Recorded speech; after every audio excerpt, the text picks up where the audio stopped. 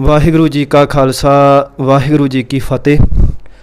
ਤੋ ਸਵਾਲਾਂ ਦੀ ਲੜੀ ਦੇ ਵਿੱਚ ਸੰਗਤ ਦਾ ਇੱਕ ਅਗਲਾ ਸਵਾਲ ਜਿਹੜਾ ਦਾਸ ਨੂੰ WhatsApp ਦੇ ਰਾਹੀਂ ਆਇਆ ਉਹ ਇਹ ਆ ਵੀ ਸੰਗਤ ਨੇ ਸਵਾਲ ਕੀਤਾ ਵੀ ਕਈ ਵਾਰੀ ਜਾਂ ਆਪਾਂ ਆਮ ਹੀ ਤੌਰ 'ਤੇ ਵੇਖਦੇ ਹਾਂ ਵੀ ਧੜਾ ਧੜ ਅੰਮ੍ਰਿਤ ਛਕਾਏ ਜਾਂਦੇ ਆ ਅਤੇ ਗਿਣਤੀਆਂ ਕੀਤੀਆਂ ਜਾਂਦੀਆਂ ਵੀ ਇੰਨੇ 1000 ਬੰਦੇ ਨੂੰ ਛਕਾਤਾ ਜੀ, 10,000 ਬੰਦੇ ਨੂੰ ਛਕਾਤਾ ਜੀ, ਅਤੇ ਇਸ ਤਰ੍ਹਾਂ ਧੜਾ ਧੜ ਅੰਮ੍ਰਿਤ ਛਕਾਏ ਜਾਂਦੇ ਆ। ਅਤੇ ਫਿਰ ਜਦੋਂ ਅੰਮ੍ਰਿਤ ਛਕ ਕੇ ਫਿਰ ਕਈ ਜਿਹੜੇ ਲੋਕ ਨੇ ਉਹ ਅੱਜ ਅੰਮ੍ਰਿਤ ਛਕਿਆ ਕੱਲ੍ਹ ਨੂੰ ਜਾ ਕੇ ਸ੍ਰੀ ਸਾਹਿਬ ਕਿੱਲੀ 'ਤੇ ਟੰਗ ਦਿੰਦੇ ਆ, ਜਾਂ ਕਦੀ ਕੋਈ ਮੀਟ ਦੀ ਦੁਕਾਨ 'ਤੇ, ਜਾਂ ਕਈ ਵਾਰੀ ਉਹ ਸ਼ਰਾਬਾਂ ਦੇ ਠੇਕਿਆਂ 'ਤੇ ਮਿਲਦੇ ਆ।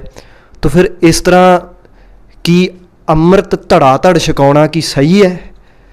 ਅਤੇ ਐਵੇਂ ਦੀਆਂ ਉਦਾਹਰਨਾਂ ਦਿੱਤੀਆਂ ਜਾਂਦੀਆਂ ਵੀ ਕੀ ਹੋ ਗਿਆ ਵੀ ਅੰਮ੍ਰਿਤ ਛਕ ਕੇ ਕੋਈ ਵਿਗੜ ਗਿਆ, ਐਡਮਿਸ਼ਨ ਕਰਾ ਕੇ ਕੋਈ ਫੇਲ ਵੀ ਤਾਂ ਹੋ ਜਾਂਦਾ ਹੈ, ਪਰ ਅਸੀਂ ਪਾਸ ਹੋਇਆਂ ਨੂੰ ਵੇਖਣਾ ਹੁੰਦਾ ਹੈ। ਕੀ ਇਹੋ ਜਿਹੀਆਂ ਉਦਾਹਰਨਾਂ ਦੇਣੀਆਂ ਸਹੀ ਹਨ? ਤਾਂ ਇਹਦਾ ਜਵਾਬ ਇਹ ਆ ਸਾਧ ਸੰਗਤ ਕਿ ਦੇਖੋ, ਕਈ ਵਾਰੀ ਕੋਈ ਬਹਾਨੇ ਦੇ ਨਾਲ ਹੀ ਗੁਰੂ ਵਾਲਾ ਨਹੀਂ ਬਣਨਾ ਚਾਹੁੰਦਾ ਹੁੰਦਾ, ਅਤੇ ਉਹਨਾਂ ਨੂੰ ਸਮਝਾਉਣ ਵਾਸਤੇ ਕਈ ਵਾਰੀ ਇਹ ਉਦਾਹਰਨਾਂ ਲੈ ਲਈਆਂ ਜਾਂਦੀਆਂ ਵੀ ਭਾਈ ਤੁਸੀਂ ਅੰਮ੍ਰਿਤ ਨੂੰ ਨੀਵਾਂ ਦਿਖਾਉਣ ਵਾਸਤੇ ਇਹ ਨਾ ਕਹੋ ਵੀ ਇੰਨੇ ਬੰਦੇ ਫੇਲ ਹੋ ਗਏ, ਸਕੂਲ ਵਿੱਚ ਐਡਮਿਸ਼ਨ ਲੈਂਦੇ ਹੋ ਅਤੇ ਉਦੋਂ ਤੁਸੀਂ ਕਹਿੰਦੇ ਹੋ ਵੀ ਸਾਡਾ ਬੱਚਾ ਉਸ ਸਾਇੰਟਿਸਟ ਵਾਂਗੂ ਸਫਲ ਬਣੇਗਾ, ਉਦੋਂ ਸਫਲ ਹੋਇਆਂ ਦੀ ਉਦਾਹਰਨ ਲੈਂਦੇ ਹੋ, ਅਤੇ ਗੁਰੂ ਵਾਲੇ ਬਣਾਉਣ ਵਾਸਤੇ ਤੁਸੀਂ ਫੇਲ ਹੋਈਆਂ ਦੀ ਐਗਜ਼ਾਮਪਲ ਸੀ ਕਿ ਉਹ ਸਾਹਮਣੇ ਲੈ ਕੇ ਆਉਂਦੇ ਹੋ। ਤਾਂ ਇੱਥੋਂ ਤੱਕ ਤਾਂ ਉਦਾਹਰਨ ਠੀਕ ਹੈ, ਪਰ ਕਦੀ ਵੀ ਕੌਮ ਇਹ ਨਾ ਭੁਲੇਖਾ ਪਾਲ ਬੈਠੇ ਵੀ ਅੰਮ੍ਰਿਤ ਛਕਣਾ ਇੱਕ ਦਾਖਲਾ ਲੈਣਾ ਹੈ। ਆਮ ਤੌਰ 'ਤੇ ਮੈਂ ਵੇਖਦਾ ਵੀ ਅੰਮ੍ਰਿਤ ਛਕਾਉਣ ਵਾਲੇ 5 ਸਿੰਘ ਵੀ ਕਈ ਵਾਰੀ ਇਹ ਸੰਗਤ ਨੂੰ ਕਹਿ ਦਿੰਦੇ ਆ ਵੀ ਭਾਈ ਤੁਹਾਡਾ ਦਾਖਲਾ ਹੋ ਗਿਆ ਹੈ। ਨਹੀਂ ਸਾਧ ਸੰਗਤ, ਮੈਂ ਫਿਰ ਇਹ ਬੇਨਤੀ ਕਰ ਰਿਹਾ, ਕੌਮ ਕਦੀ ਵੀ ਇਹ ਭੁਲੇਖਾ ਨਾ ਪਾਲ ਬੈਠੇ ਕਿ ਅੰਮ੍ਰਿਤ ਛਕਣਾ ਸਿੱਖੀ ਦੇ ਸਕੂਲ ਵਿੱਚ ਦਾਖਲਾ ਲੈਣਾ ਹੈ। ਜੇ ਅੰਮ੍ਰਿਤ ਛਕਣਾ ਸਿੱਖੀ ਦੇ ਸਕੂਲ ਵਿੱਚ ਦਾਖਲਾ ਲੈਣਾ ਹੁੰਦਾ ਫਿਰ ਇਹ ਕੰਮ ਅੰਮ੍ਰਿਤ ਸੰਚਾਰ ਤਾਂ ਫਿਰ ਗੁਰੂ ਨਾਨਕ ਸਾਹਿਬ ਨੂੰ ਹੀ ਕਰ ਦੇਣਾ ਚਾਹੀਦਾ ਸੀ, ਪਰ ਇਹ ਅੰਮ੍ਰਿਤ ਸੰਚਾਰ ਕਰਨ ਦਾ ਕੰਮ ਗੁਰੂ ਨਾਨਕ ਸਾਹਿਬ ਜੀ ਨੇ 10ਵੇਂ ਜਾਮੇ 'ਚ ਜਾ ਕੇ ਕਿਉਂ ਕੀਤਾ? ਪਹਿਲੇ ਜਾਮੇ 'ਚ ਹੀ ਕਰ ਦੇਣਾ ਸੀ, ਕਿਉਂਕਿ ਸਿੱਖੀ ਵਿੱਚ ਦਾਖਲਾ ਤਾਂ ਉਦੋਂ ਹੀ ਸ਼ੁਰੂ ਹੋ ਗਿਆ ਸੀ। ਕੀ 10ਵੇਂ ਜਾਮੇ ਤੋਂ ਪਹਿਲਾਂ ਕਿਸੇ ਦੀ ਸਿੱਖੀ 'ਚ ਐਡਮਿਸ਼ਨ ਹੀ ਨਹੀਂ ਹੋਈ ਸੀ? ਚਲੋ ਚਰਨਾਮ੍ਰਿਤ ਦੀ ਗੱਲ ਕੀਤੀ ਜਾਂਦੀ, ਉਹ ਵੱਖਰਾ ਵਿਸ਼ਾ ਆਪਾਂ ਵਿਚਾਰ ਲਵਾਂਗੇ, ਪਰ ਅੰਮ੍ਰਿਤ ਛਕਣਾ ਸਿੱਖੀ ਦੇ ਵਿੱਚ ਦਾਖਲਾ ਲੈਣਾ ਨਹੀਂ ਹੈ। ਜੇ ਇਹ ਦਾਖਲਾ ਲੈਣਾ ਹੁੰਦਾ ਤੇ ਇਹ ਕੰਮ ਗੁਰੂ ਨਾਨਕ ਸਾਹਿਬ ਨੇ ਹੀ ਕਰ ਦੇਣਾ ਸੀ, ਪਰ ਗੁਰੂ ਨਾਨਕ ਸਾਹਿਬ ਨੇ ਇਹ ਕੰਮ ਪਹਿਲੇ ਜਾਮੇ 'ਚ ਨਹੀਂ ਸਗੋਂ 10ਵੇਂ ਜਾਮੇ 'ਚ, ਫਾਈਨਲ ਜਾਮੇ 'ਚ ਜਾ ਕੇ ਕੀਤਾ ਹੈ। ਉਹ ਇਸ ਕਰਕੇ ਕਿਉਂਕਿ ਅੰਮ੍ਰਿਤ ਛਕਣਾ ਸਿੱਖੀ ਦੇ ਵਿੱਚ ਦਾਖਲਾ ਲੈਣਾ ਨਹੀਂ ਹੈ। ਅੰਮ੍ਰਿਤ ਛਕਣਾ ਤਾਂ ਸਾਰੀ ਪੜ੍ਹਾਈ ਕਰਕੇ ਜਿਹੜਾ ਇੱਕ ਫਾਈਨਲ ਪੇਪਰ ਹੁੰਦਾ ਹੈ ਨਾ, IAS ਬਣਨਾ ਹੁੰਦਾ, ਕਿਸੇ ਨੇ ਅਫਸਰ ਬਣਨਾ ਹੁੰਦਾ ਹੈ, ਅਤੇ ਇੱਕ ਫਾਈਨਲ ਪੇਪਰ ਦਿੱਤਾ ਜਾਂਦਾ ਹੈ। ਅੰਮ੍ਰਿਤ ਛਕਣਾ ਤਾਂ ਫਾਈਨਲ ਪੇਪਰ ਹੈ ਸਾਧ ਸੰਗਤ, ਇਹ ਯਾਦ ਰੱਖਿਓ। ਹੁਣ ਤੁਸੀਂ ਵੇਖੋ ਇਹਨਾਂ ਦੋਨਾਂ 'ਚ ਫਰਕ ਕੀ ਹੈ। ਜਦੋਂ ਦਾਖਲਾ ਲੈਣਾ ਹੋਵੇ, 500 ਬੱਚੇ ਮੰਨ ਲਓ ਸਕੂਲ 'ਚ ਦਾਖਲਾ ਲੈਣ ਆਏ, ਅਤੇ 500 ਦੇ 500 ਹੀ ਫਿਰ ਦਾਖਲ ਕਰ ਲਏ ਜਾਂਦੇ ਆ। ਉਹ ਕਈ ਵਾਰੀ ਹੋ ਜਾਂਦਾ ਵੀ 2-4 ਵਾਪਸ ਮੋੜ 'ਤੇ, ਪਰ ਜ਼ਿਆਦਾਤਰ ਦਾਖਲ ਕਰ ਲਏ ਜਾਂਦੇ ਆ, ਕਿਉਂਕਿ ਉੱਥੇ ਇੱਕ ਲਾਲਸਾ ਲੁਕੀ ਹੁੰਦੀ ਵੀ ਵੱਧ ਤੋਂ ਵੱਧ ਐਡਮਿਸ਼ਨਸ ਹੋਣ। ਅਤੇ ਅਸੀਂ ਜਦੋਂ ਅੰਮ੍ਰਿਤ ਨੂੰ ਦਾਖਲਾ ਬਣਾਤਾ ਅਤੇ ਅਸੀਂ ਵੀ ਉਹੀ ਕੁਝ ਕਰਨ ਲੱਗ ਗਏ ਹਾਂ। 1000 ਬੰਦਾ ਛਕਣ ਆਇਆ, 1000 ਨੂੰ ਹੀ ਛਕਾਤਾ, 500 ਛਕਣ ਆਇਆ, 500 ਨੂੰ ਹੀ ਛਕਾਤਾ, ਕਿਉਂਕਿ ਇੱਕ ਰੇਸ ਲੱਗੀ ਹੋਈ ਨਾ ਵੀ ਵੱਧ ਤੋਂ ਵੱਧ ਗਿਣਤੀ ਕਰੀਏ। ਪਰ ਜਦੋਂ ਕੋਈ ਇੱਕ ਪੇਪਰ ਹੁੰਦਾ, ਜਿਵੇਂ IAS ਦਾ ਪੇਪਰ ਹੋਵੇ, IIT ਦਾ ਪੇਪਰ ਹੁੰਦਾ, ਨੀਟ ਦਾ ਪੇਪਰ ਹੁੰਦਾ, ਉਦੋਂ ਕੀ ਹੁੰਦਾ ਹੈ, ਉਦੋਂ ਫਿਰ ਲੱਖਾਂ ਦੇ ਵਿੱਚ ਬੈਠਦੇ ਆ। ਜਦੋਂ ਕੋਈ ਨੌਕਰੀ ਲੈਣ ਵਾਸਤੇ ਪੇਪਰ ਹੁੰਦੇ ਆ, ਲੱਖਾਂ ਦੇ ਵਿੱਚ ਬੈਠਦੇ ਆ, ਅਤੇ ਚੁਣੇ ਕਿੰਨੇ ਜਾਂਦੇ ਆ? 40 ਚੁਣ ਲਏ, 50 ਚੁਣ ਲਏ, 100 ਚੁਣ ਲਏ, 150 ਚੁਣ ਲਏ। ਆਹ ਹੁੰਦਾ ਮਤਲਬ ਉਹਨਾਂ ਲੱਖਾਂ ਦੇ ਵਿੱਚੋਂ ਜਿਹੜੇ ਸਭ ਤੋਂ ਡਿਜ਼ਰਵਿੰਗ ਨੇ, ਕਾਬਲ ਨੇ, ਉਹਨਾਂ ਨੂੰ ਚੁਣਿਆ ਜਾਂਦਾ ਹੈ। ਹੁਣ ਇੱਕ ਪਾਸੇ ਤਾਂ ਆਪਾਂ ਕਹਿੰਦੇ ਹਾਂ ਜੀ ਅੰਮ੍ਰਿਤ ਛਕ ਕੇ ਅਸੀਂ ਖਾਲਸਾ ਬਣ ਜਾਂਦੇ ਹਾਂ, ਅਤੇ ਖਾਲਸਾ ਕਿਤੇ ਮਹਾਰਾਜ ਨੇ ਇਹ ਕਿਹਾ ਵੀ ਖਾਲਸਾ ਗੁਰੂ ਕੇ ਸਕੂਲ ਦਾ ਸਟੂਡੈਂਟ, ਕਿਤੇ ਲਿਖਿਆ ਹੈ? ਮਹਾਰਾਜ ਨੇ ਕੀ ਲਿਖਿਆ ਹੈ? ਖਾਲਸਾ ਅਕਾਲ ਪੁਰਖ ਕੀ ਫੌਜ, ਫੌਜ ਲਿਖਿਆ ਹੈ, ਸਟੂਡੈਂਟ ਨਹੀਂ ਲਿਖਿਆ। ਸਟੂਡੈਂਟ ਤਾਂ ਚਲੋ ਅਸੀਂ ਸਦਾ ਹੀ ਹੈਗੇ ਆ, ਪਰ ਅੰਮ੍ਰਿਤ ਛਕਣਾ ਦਾਖਲਾ ਨਹੀਂ ਹੈ। ਇਹ ਤਾਂ ਅਕਾਲ ਪੁਰਖ ਦੀ ਫੌਜ ਦੇ ਵਿੱਚ ਭਰਤੀ ਹੋਣਾ ਹੈ। ਭਰਤੀ ਹੋਣ ਵਾਸਤੇ ਫਾਈਨਲ ਪੇਪਰ ਹੈ। ਅਤੇ ਜਦੋਂ ਐਵੇਂ ਵੱਡੀ ਭਰਤੀ ਦੇ ਵਿੱਚ ਜਦੋਂ ਅਸੀਂ ਬੈਠਦੇ ਹਾਂ, ਉਦੋਂ ਲੱਖਾਂ ਦੇ ਵਿੱਚੋਂ ਲੱਖਾਂ ਹੀ ਨਹੀਂ ਚੁਣ ਲਏ ਜਾਂਦੇ, ਕੋਈ 40, 50, 100, 150 ਜਿਹੜੇ ਬਿਲਕੁਲ ਡਿਜ਼ਰਵਿੰਗ ਹੁੰਦੇ ਉਹ ਚੁਣੇ ਜਾਂਦੇ ਆ ਸਤ ਸੰਗਤ। ਤੋ ਇਸ ਕਰਕੇ ਇਹ ਗੱਲ ਨੂੰ ਸਮਝਣ ਦਾ ਯਤਨ ਕਰਿਓ। ਪੁਰਾਣੇ ਸਮੇਂ ਕੀ ਹੁੰਦਾ ਸੀ, ਉਦੋਂ ਜੇ ਮੰਨ ਲਓ 500 ਸੱਜਣ ਅੰਮ੍ਰਿਤ ਦੇ ਅਭਿਲਾਖੀ ਆਏ, ਉਹਦੇ ਵਿੱਚੋਂ ਹੋ ਸਕਦਾ 10 ਤੇ 15 ਨੂੰ ਹੀ ਛਕਾਇਆ ਜਾਂਦਾ ਸੀ, ਬਾਕੀਆਂ ਨੂੰ ਵਾਪਸ ਮੋੜ ਦਿੱਤਾ ਜਾਂਦਾ ਸੀ ਵੀ ਭਾਈ ਤਿਆਰੀ ਕਰਕੇ ਆਓ, ਹਜੇ ਤੁਸੀਂ ਡਿਜ਼ਰਵਿੰਗ ਨਹੀਂ ਹੈਗੇ। ਕਿਉਂਕਿ ਜਦੋਂ ਵੀ ਕੋਈ ਅੰਮ੍ਰਿਤ ਅਭਿਲਾਖੀ ਬਣ ਕੇ ਜਾਂਦਾ ਸੀ, ਅੰਮ੍ਰਿਤ ਛਕਣ ਦੀ ਇੱਛਾ ਲੈ ਕੇ ਜਾਂਦਾ ਸੀ, ਉਦੋਂ ਪੰਜ ਸਿੰਘ ਇਹ ਪੁੱਛਦੇ ਸੀ ਵੀ ਹਾਂ ਭਾਈ ਦੱਸ ਤੈਨੂੰ 7 ਬਾਣੀਆਂ ਕੰਠ ਹੈ, ਆਉਂਦਾ ਜਪਜੀ ਸਾਹਿਬ, ਅਰਥ ਪਤਾ ਇਸ ਬਾਣੀ ਦੇ, ਮਰਿਆਦਾ ਪਤਾ ਹੀ, ਰਹਿਣੀ ਸਹਿਣੀ ਕਿਵੇਂ ਹੋਣੀ ਚਾਹੀਦੀ ਅੰਮ੍ਰਿਤ ਛਕਣ ਤੋਂ ਬਾਅਦ ਪਤਾ ਹੀ, ਇੱਕ ਗੁਰੂ ਕੀ ਫੌਜ ਦਾ ਜੀਵਨ ਕਿਵੇਂ ਦਾ ਹੁੰਦਾ ਹੈ, ਉਵੇਂ ਦਾ ਰਹਿ ਲੇਗਾ, ਰਹਿ ਰਿਹਾ ਹੈ ਤੂੰ, ਚੈੱਕ ਕੀਤਾ ਜਾਂਦਾ ਸੀ। ਅਤੇ ਬਹੁਤਾਤ ਦੇ ਵਿੱਚ ਜਿਹੜੇ ਫਿਰ ਇਸ ਪੇਪਰ 'ਚ ਫੇਲ ਹੋ ਜਾਂਦੇ ਸੀ ਮੋੜ ਦਿੱਤੇ ਜਾਂਦੇ ਸੀ, 100 ਦੇ ਵਿੱਚੋਂ ਕੋਈ 3-4 ਹੀ ਜਿਹੜੇ ਪਾਸ ਹੁੰਦੇ ਸੀ, ਇਸ ਤਰ੍ਹਾਂ ਹੋਇਆ ਕਰਦਾ ਸੀ। ਪਰ ਅੱਜ 100 ਜਾਣੇ ਗਏ, ਹਾਂ ਠੀਕ ਹੈ ਵੀ ਉੱਥੇ ਇਹ ਕਹਿ ਦਿੱਤਾ ਜਾਂਦਾ ਵੀ ਆਹ ਮਰਿਆਦਾ ਜੇ, ਜਿਹੜੇ ਨਹੀਂ ਨਿਭਾ ਸਕਦੇ ਮੁੜ ਜਾਓ।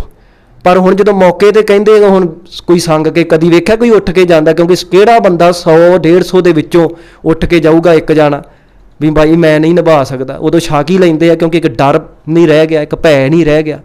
ਇਸ ਕਰਕੇ ਸਾਧ ਸੰਗਤ ਸਾਨੂੰ ਕੁਝ ਚੀਜ਼ਾਂ ਜਿਹੜੀਆਂ ਉਹ ਨਿਰਧਾਰਤ ਕਰਨੀਆਂ ਪੈਣੀਆਂ। ਮੇਰੇ ਇੱਛਾ, ਮੇਰੇ ਭਾਵਨਾ ਅਨੁਸਾਰ ਸਾਨੂੰ ਇਸ ਤਰ੍ਹਾਂ ਕਰਨਾ ਚਾਹੀਦਾ ਵੀ ਜਿਹੜਾ ਅੰਮ੍ਰਿਤ ਛਕਾਉਣ ਦੀ ਕਿਰਿਆ ਹੈ ਉਹ 3 ਸਟੈਪਸ ਦੇ ਵਿੱਚ ਕਰਨੀ ਚਾਹੀਦੀ, 3 ਫੇਸਿਸ ਦੇ ਵਿੱਚ ਕਰਨੀ ਚਾਹੀਦੀ ਹੈ। ਪਹਿਲੇ ਨੰਬਰ 'ਤੇ ਇੱਕ ਸਮਾਗਮ 5 ਸਿੰਘਾਂ ਵੱਲੋਂ ਹੀ ਜਦੋਂ ਅੰਮ੍ਰਿਤ ਦੀ ਇੱਛਾ ਲੈ ਕੇ ਕੋਈ ਜਾਂਦਾ ਹੈ, ਉਹਨਾਂ ਸਾਰਿਆਂ ਨੂੰ ਇਕੱਤਰ ਕਰਕੇ ਪਹਿਲਾਂ ਉਹਨਾਂ ਨੂੰ ਮਰਿਆਦਾ ਰਹਿਣੀ ਸਹਿਣੀ ਦੱਸੀ ਜਾਵੇ ਵੀ ਆਹ ਬਾਣੀ ਕੰਠ ਹੋਣੀ ਚਾਹੀਦੀ ਹੈ, ਤੁਹਾਨੂੰ ਆਹ ਮਰਿਆਦਾ ਤੁਹਾਡੇ ਜੀਵਨ 'ਤੇ ਲਾਗੂ ਹੋਣੀ ਚਾਹੀਦੀ ਹੈ, ਐਵੇਂ ਦੀ ਰਹਿਣੀ ਸਹਿਣੀ ਹੋਣੀ ਚਾਹੀਦੀ ਹੈ। ਫਿਰ ਉਹਨਾਂ ਨੂੰ ਰਹਿਤ ਰੱਖਣ ਦਾ ਜਿਹੜਾ ਹੱਕ ਦਿੱਤਾ ਜਾਣਾ ਚਾਹੀਦਾ ਵੀ ਆਲੋ ਹੁਣ ਤੁਸੀਂ ਇੰਨਾ ਸਮਾਂ ਰਹਿਤ ਰੱਖਣੀ ਆ, ਇਹ ਪਹਿਲਾ ਸਟੈਪ ਹੋਣਾ ਚਾਹੀਦਾ।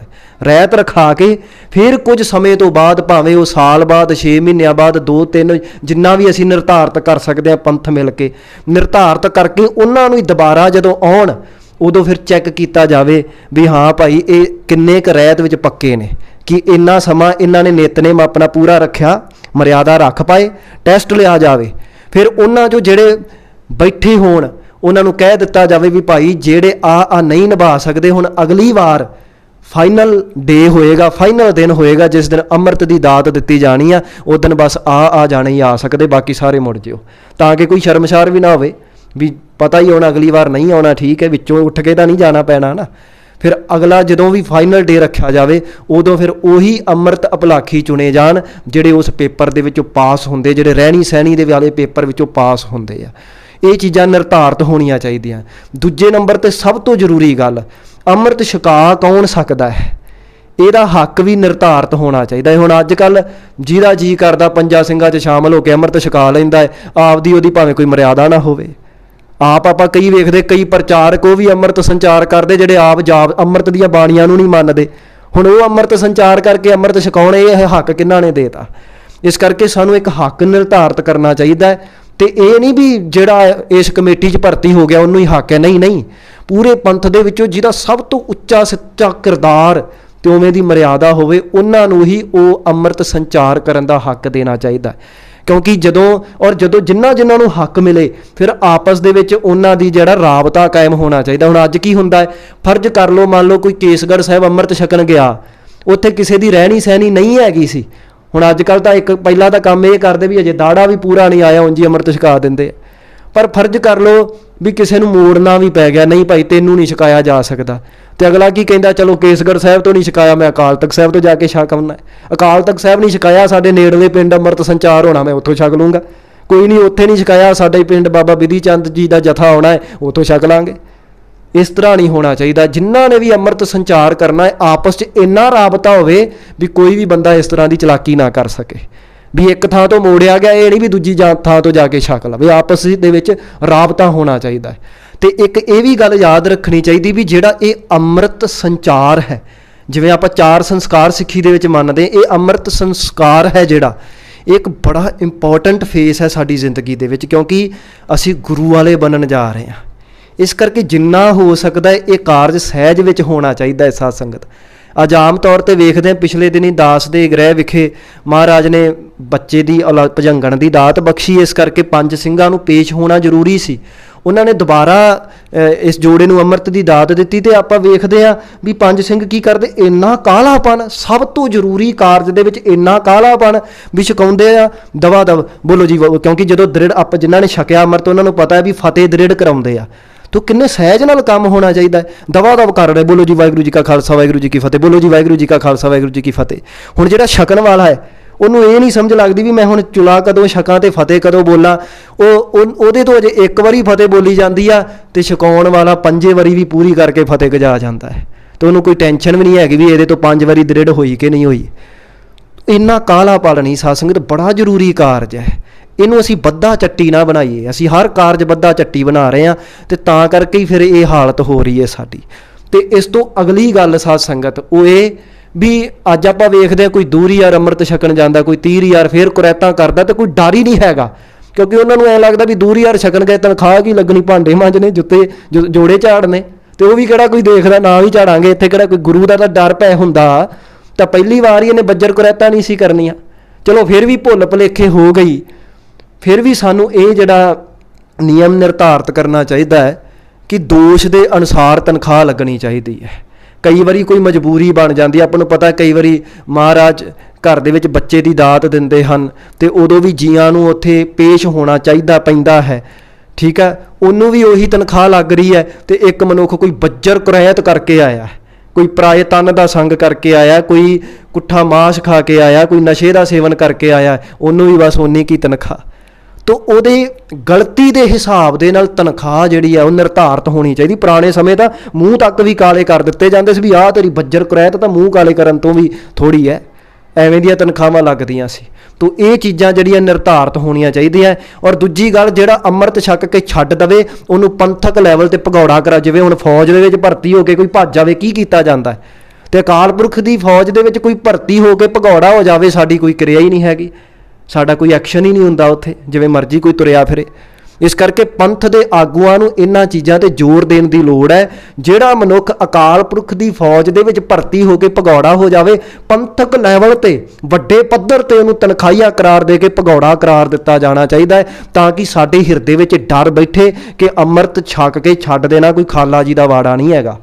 ਤੇ ਦੁਬਾਰਾ ਗਲਤੀਆਂ ਕਰ ਕਰਕੇ ਛਕੀ ਜਾਣਾ ਇਹ ਵੀ ਕੋਈ ਸੌਖੀ ਖੇਡ ਨਹੀਂ ਹੈਗੀ। ਪਹਿਲੀ ਵਾਰ ਛਕਣਾ ਔਖਾ ਹੈ, ਜਿੰਨੀ ਅਗਲੀ ਵਾਰ ਛਕੀ ਜਾਓ ਉਨਾ ਉਹਦੀ ਹੋਰ ਕਠਿਨਾਈ ਕਰਦੇ ਜਾਓ, ਤਨਖਾਹਾਂ ਜਿਹੜੀਆਂ ਹੋਰ ਕਰਦੇ, ਕਿਉਂਕਿ ਅਸੀਂ ਗਿਣਤੀਆਂ ਵਾਲੇ ਪਾਸੇ ਨਾ ਆਈਏ, ਨਹੀਂ ਤੇ ਸਾਧ ਸੰਗਤ ਕੁਆਲਿਟੀ ਖਤਮ ਹੋ ਜਾਏਗੀ। ਤੇ ਜੇ ਕੁਆਲਿਟੀ ਖਤਮ ਕਰਤੀ ਅਸੀਂ, ਹੁਣ ਤੁਸੀਂ ਵੇਖੋ ਕਿਸੇ ਵੀ ਫੌਜ ਦੇ ਵਿੱਚ ਕੁਆਲਿਟੀ ਖਤਮ ਕਰ ਦਿੱਤੀ ਜਾਵੇ, ਫਰਜ਼ ਕਰ ਲਓ ਕੋਈ ਇੱਕ ਦੇਸ਼ ਅਮਰੀਕਾ ਵਰਗੇ ਦੇਸ਼ ਆ, ਉਹ ਆਪਣੀ ਫੌਜ ਦੇ ਵਿੱਚ ਸਿਰਫ ਗਿਣਤੀਆਂ ਵਧਾਉਣ ਵਾਸਤੇ ਹੀ ਭਰਤੀ ਕਰੀ ਜਾਣ, ਤੇ ਕੀ ਬਣੇਗਾ ਦੇਸ਼ ਦਾ। ਕੋਈ ਮਰਜ਼ੀ ਛੋਟੇ ਮੋਟੇ ਧਾੜਵੀ ਵੀ ਆ ਕੇ ਉਸ ਦੇਸ਼ ਤੇ ਕਬਜ਼ਾ ਕਰ ਲੈਣਗੇ। ਜੇ ਅਕਾਲ ਪੁਰਖ ਕੀ ਫੌਜ ਦੇ ਵਿੱਚ ਗਿਣਤੀਆਂ ਪੂਰੀਆਂ ਕਰਨ ਵਾਸਤੇ ਹੀ ਅਸੀਂ ਇੰਜ ਭਰਤੀ ਕਰਨ ਲੱਗ ਗਏ ਨਾ ਸਾਧ ਸੰਗਤ, ਫਿਰ ਤਾਂ ਹੀ ਤਾਂ ਫਿਰ ਇਹ ਕੌਮ ਜਿਹੜੀ ਗੁਲਾਮੀ ਸਹਿ ਰਹੀ ਹੈ। ਅਸਲ ਦੇ ਵਿੱਚ ਜੇ ਆਜ਼ਾਦ ਹੋਣਾ ਹੈ ਤਾਂ ਸਾਨੂੰ ਇਹਨਾਂ ਚੀਜ਼ਾਂ ਤੇ ਧਿਆਨ ਦੇਣ ਦੀ ਲੋੜ ਹੈ। ਤੇ ਸਾਧ ਸੰਗਤ ਆਖਰੀ ਜਿਹੜੀ ਮੈਂ ਇਹ ਬੇਨਤੀ ਕਰਾਂਗਾ ਕਿ ਜਦੋਂ ਕੋਈ ਅੰਮ੍ਰਿਤ ਛਕ ਲੈਂਦਾ ਹੈ ਉਹਦਾ ਰਿਕਾਰਡ ਤੇ ਉਹਦੇ ਤੇ ਚੈੱਕ ਵੀ ਰੱਖਿਆ ਜਾਵੇ। ਹੁਣ ਅੱਜ ਕੋਈ ਇੱਕ ਅੰਮ੍ਰਿਤ ਛਕ ਲਿਆ, ਨਾਮ ਤਾਂ ਲਿਖ ਲਏ, ਬਾਅਦ 'ਚੋਂ ਜਾ ਕੇ ਕਰਦਾ ਕੀ ਆ ਸਾਨੂੰ ਤਾਂ ਪਤਾ ਹੀ ਨਹੀਂ। ਠੀਕ ਹੈ, ਗੁਰੂ ਨੂੰ ਅਸੀਂ ਜਵਾਬ ਦੇ, ਗੁਰੂ ਸਾਰਾ ਕੁਝ ਦੇਖਦਾ ਹੈ, ਪਰ ਗੁਰੂ ਸਾਹਿਬ ਨੇ ਪੰਥ ਨੂੰ ਵੀ ਤਾਂ ਗੁਰਿਆਈ ਇਸੇ ਕਰਕੇ ਹੀ ਦਿੱਤੀ ਸੀ ਵੀ ਪੰਥ ਜੀ ਤੁਸੀਂ ਸਰੀਰ ਕਰਕੇ ਗੁਰੂ ਹੋ, ਇਹਨਾਂ ਗੱਲਾਂ ਦਾ ਤੁਸੀਂ ਧਿਆਨ ਰੱਖਣਾ ਹੈ। ਤੇ ਇਹ ਪੰਥ ਨੇ ਵੇਖਣਾ ਵੀ ਕੀ ਅਸੀਂ ਉਹ ਆਪਣੀ ਜ਼ਿੰਮੇਵਾਰੀ ਨਿਭਾਉਂਦੇ ਪਏ ਆ ਕਿ ਬਸ ਇਸ ਗੱਲ 'ਚ ਹੀ ਖੁਸ਼ ਹੋਈ ਜਾਂਦੇ ਆ ਜੀ ਪੰਥ ਗੁਰੂ ਆ ਜੀ, ਪੰਥ ਗੁਰੂ ਆ। ਹੁਣ ਉਹ ਜਿਹੜੀ ਰੂਹਾਨੀਅਤ ਪਦਵੀ ਹੈ ਉਹਦੀ ਜ਼ਿੰਮੇਵਾਰੀ ਵੀ ਇਸ ਪੰਥ ਨੂੰ ਸਾਂਭਣੀ ਅਤਿਅੰਤ ਜ਼ਰੂਰੀ ਹੈ ਸਾਧ ਸੰਗਤ।